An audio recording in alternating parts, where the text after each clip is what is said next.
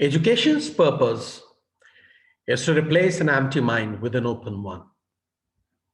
Obviously, mind is empty unless its doors and windows are not opened by the education.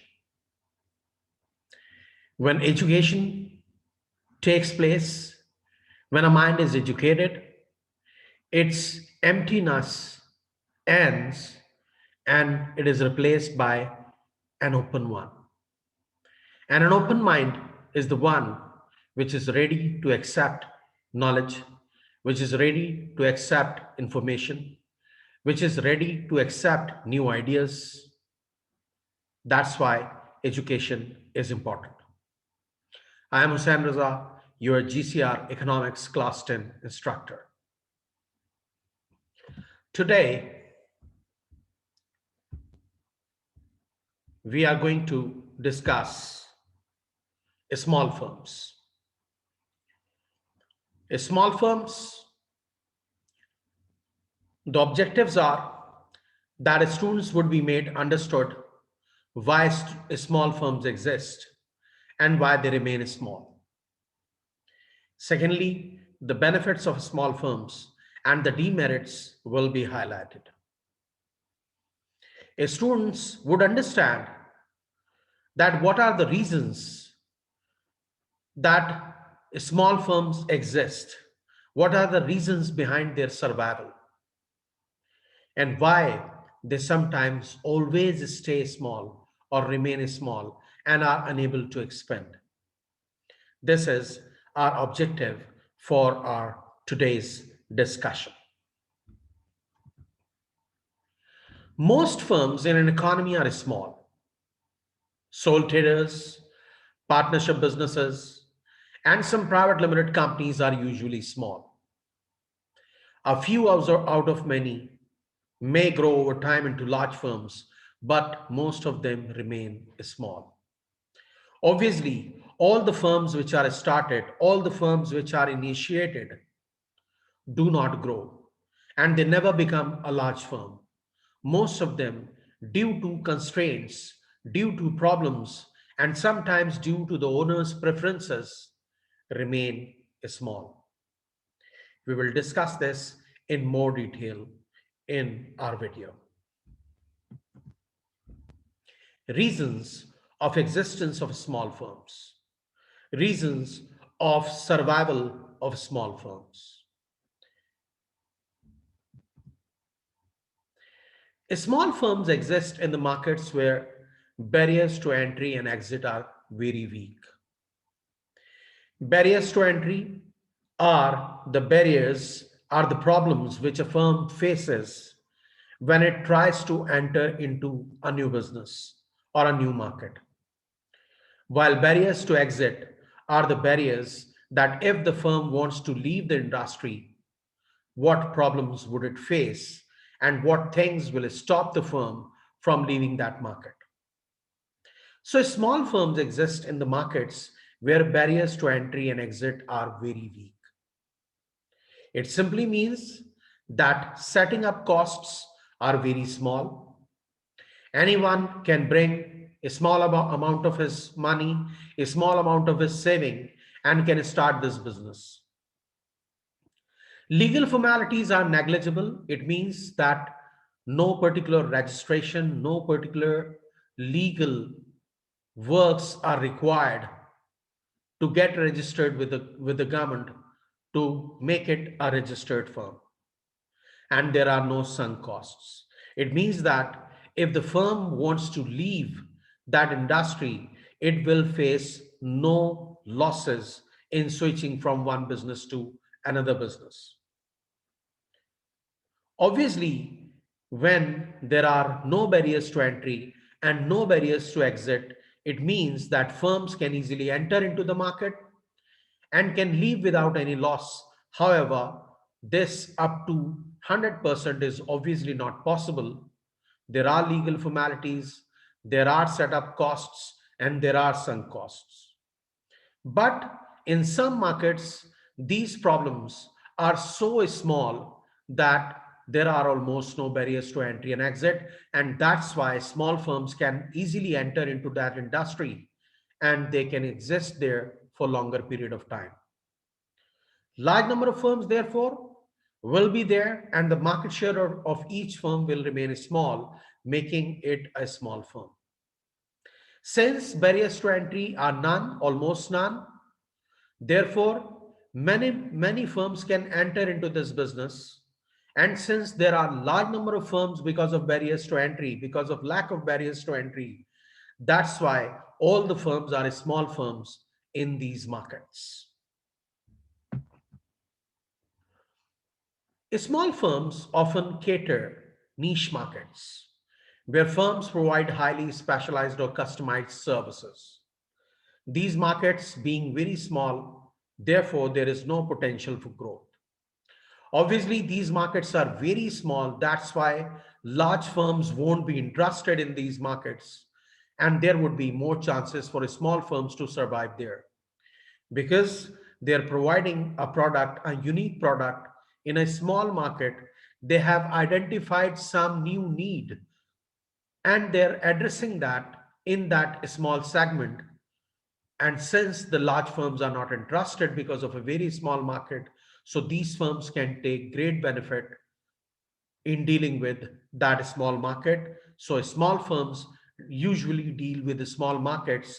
That's why they survive. Government assistance in the form of subsidies and tax incentives is also a major reason of survival of small firms in many countries. Small firms lack resources. But governments want small firms to grow. Government wants small firms to exist, survive.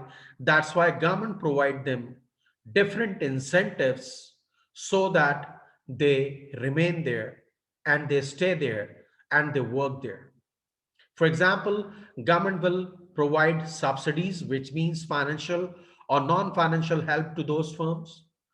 Government may eliminate taxes from them, give them tax holidays, or may charge a lower tax rate from them. So many benefits are sometimes provided by the government to the small firms. That's why small firms survive. They survive on the help, on the support from the government. Some businesses stay small due to preference of owners.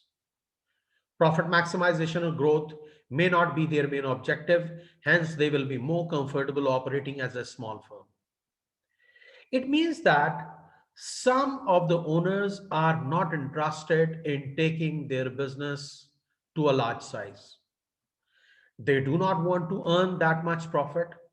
They do not want to maximize their profits. They want just satisfying profits. And that's why they are not interested in growing that much. And as a result, they remain small. They remain small by the owner's will, not because of any constraint.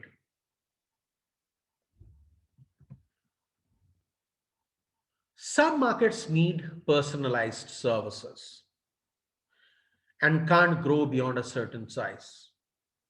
For instance, a famous hairdresser can't grow much because his customers want to dress their hairs only from that hairdresser.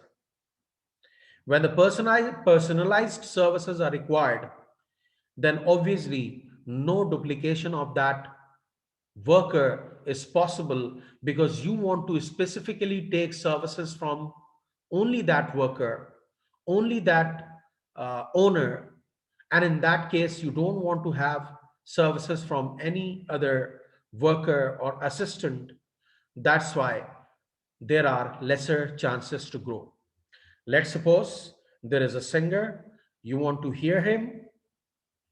That singer cannot appoint his assistants, cannot appoint his workers to go to different concerts and sing there. Obviously, the people want only him, and in that case, that singer cannot grow that much. Diseconomies of scale.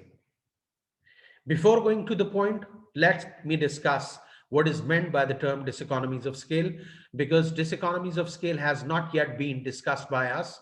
It is coming in the further lessons. Diseconomies are the disadvantages of larger scale production. When a firm expands, sometimes it overgrows, sometimes when it grows, it is not able to control many things, and there are managerial inefficiencies and workers' inefficiencies, because of which the firm is difficult to grow. So, diseconomies of scale are the cost disadvantages which a firm incurs because of managerial inefficiency and labor inefficiency. And what is our point? Diseconomies of scale may set in early for certain types of firms, especially those in services sector, where significant problems can be experienced as they grow, including difficulties with communication, financing, and employing and training workers. So, there are some businesses, especially in the services sector, which will soon see the problem of diseconomies in growing. That's why they won't be able to grow that much. That's why they will be forced to remain small. Because if they are trying to go beyond a certain size, they are facing diseconomies. They are facing certain problems which are stopping them from growing. In the modern world, the facility of internet and other related technologies have made it possible for large number of firms to operate easily as a small firm. Firms are able to work with little overhead costs because they do not need a site to physically locate in the market, and through internet they can easily reach to their target customer. For example, it was necessary for a restaurant business, for a food business to locate in some vicinity, to have some proper location, physical location. That's why rent expenses and other overheads are paid by those firms. But the internet, e-commerce have made it easier for them to work without these overheads. They can remain in some remote site, and with the help of internet they can have orders, and they can take the orders to their customers without remaining near to the customer.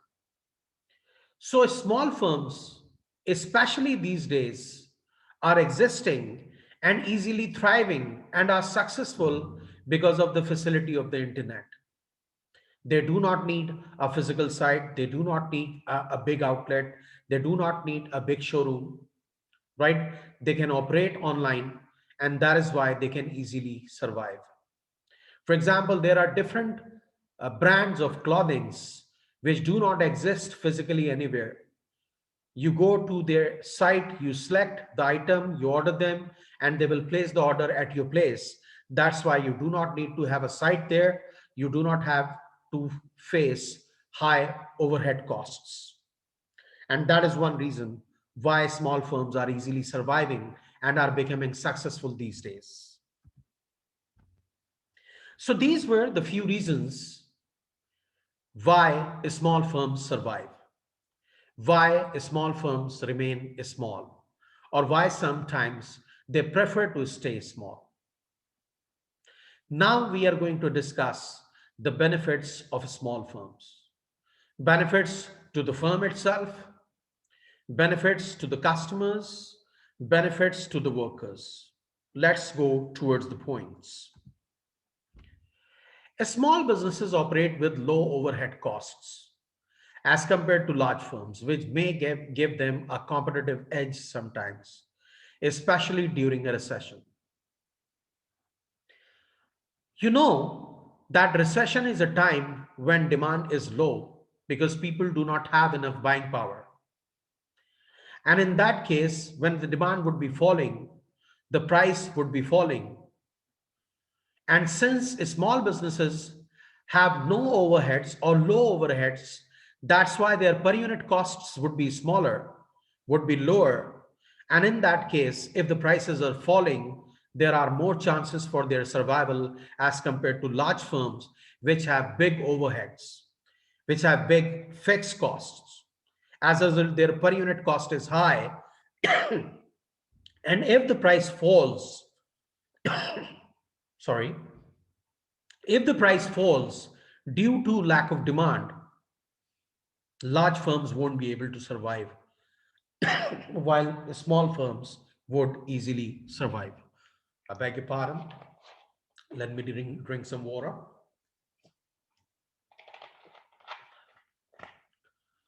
So, in times of difficulties, for example, these days, due to COVID, demand for goods and services is declining. When demand for goods and services is declining, the prices are going down. When prices are going down, low cost producers are comparatively easy to survive as compared to high cost producers.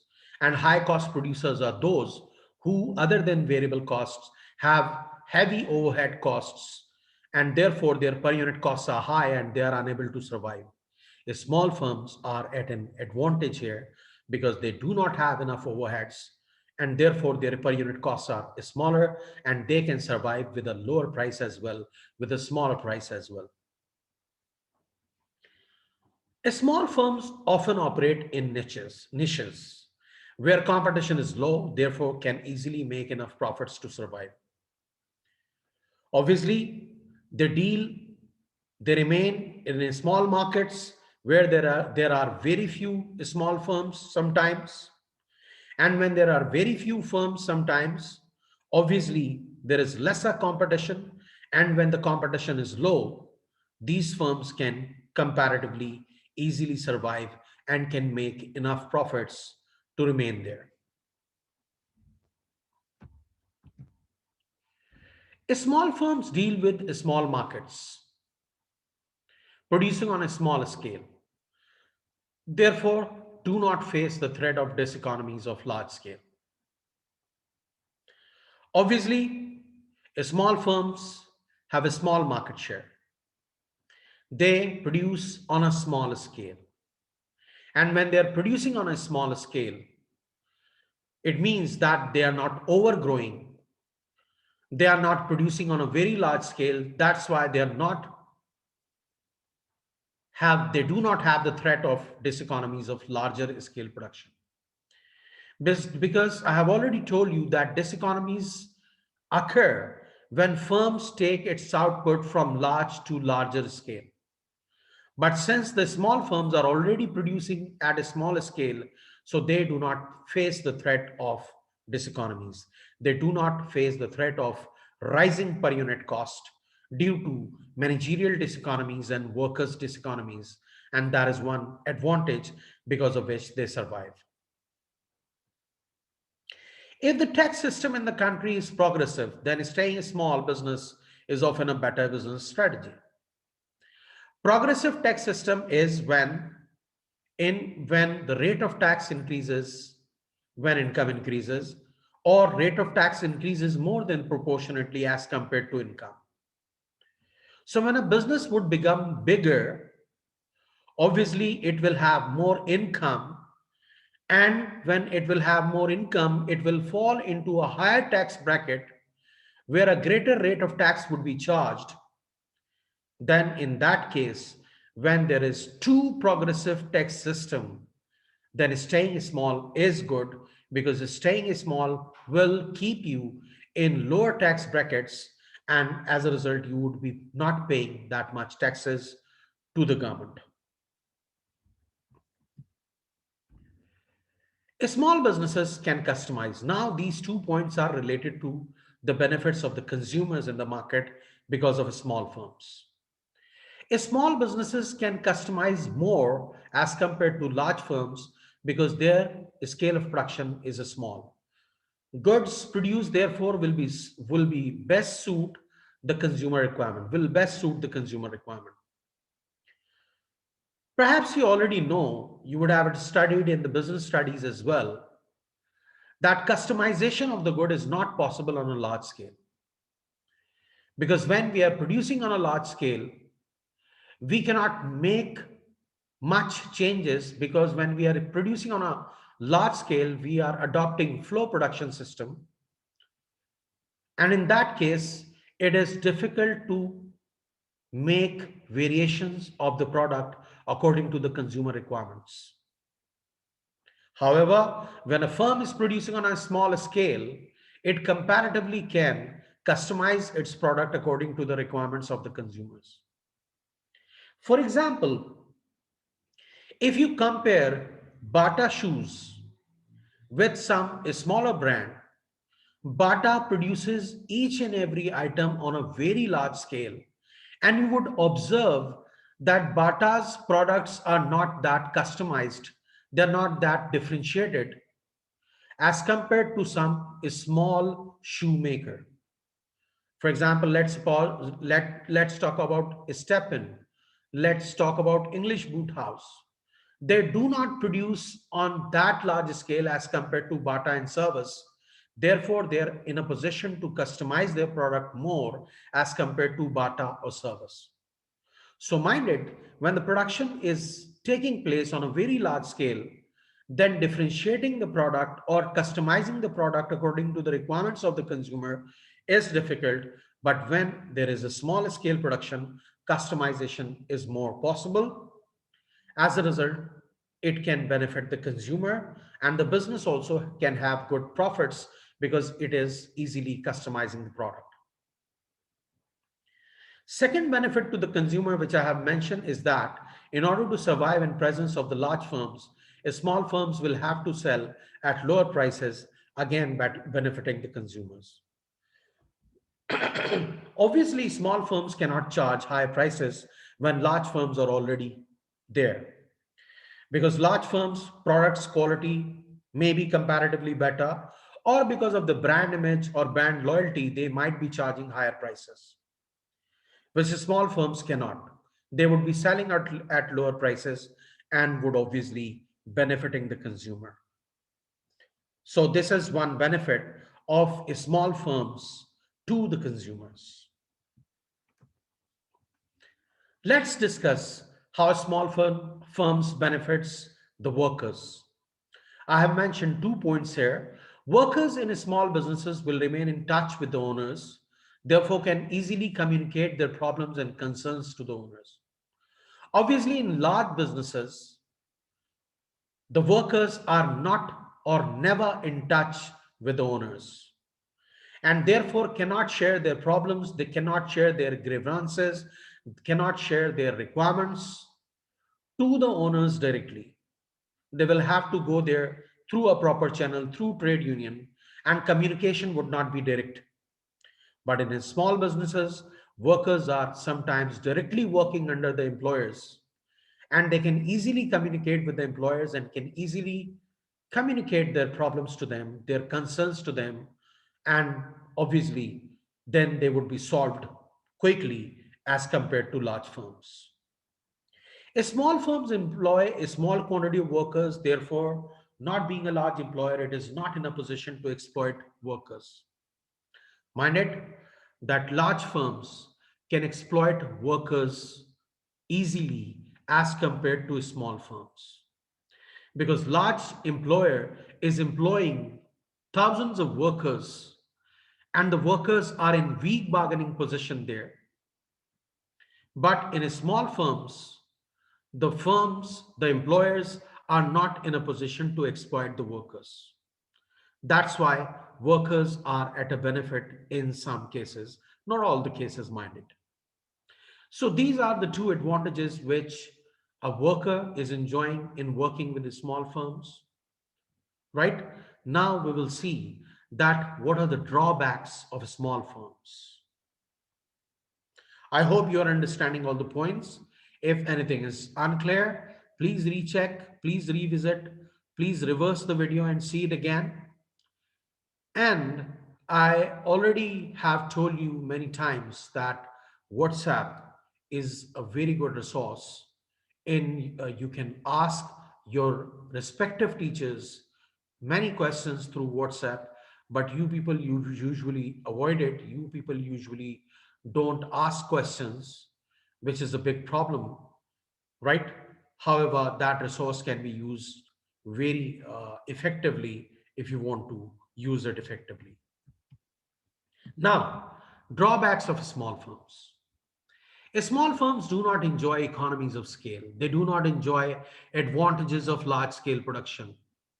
And as a result, their per unit cost is higher as compared to large firms. We know that when firms produce on large scale, they enjoy certain cost saving advantages due to which their per unit cost falls. But small firms produce on a small scale, that's why they cannot enjoy the benefit of lower per unit cost in some cases. Small firms face lack of resources, therefore, remaining small in size is not an option, it is a compulsion. Right? Sometimes small firms are small because of owners' preferences, but in most of the cases, it is just compulsion. Small firms are forced to remain small because they lack resources. Small firms do not have resources to spend on branding of their good.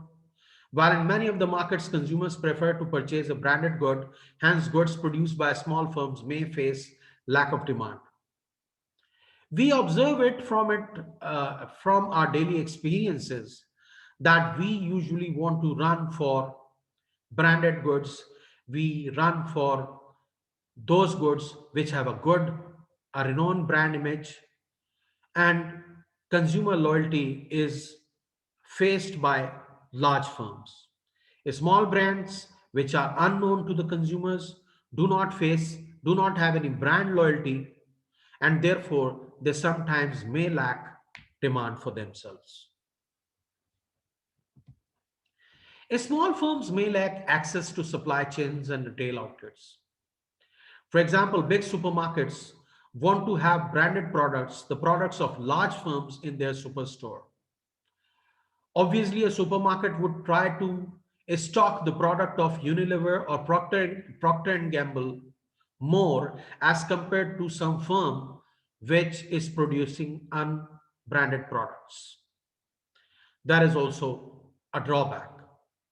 Small firms usually can't spend much on research and development, therefore, their product lacks innovation.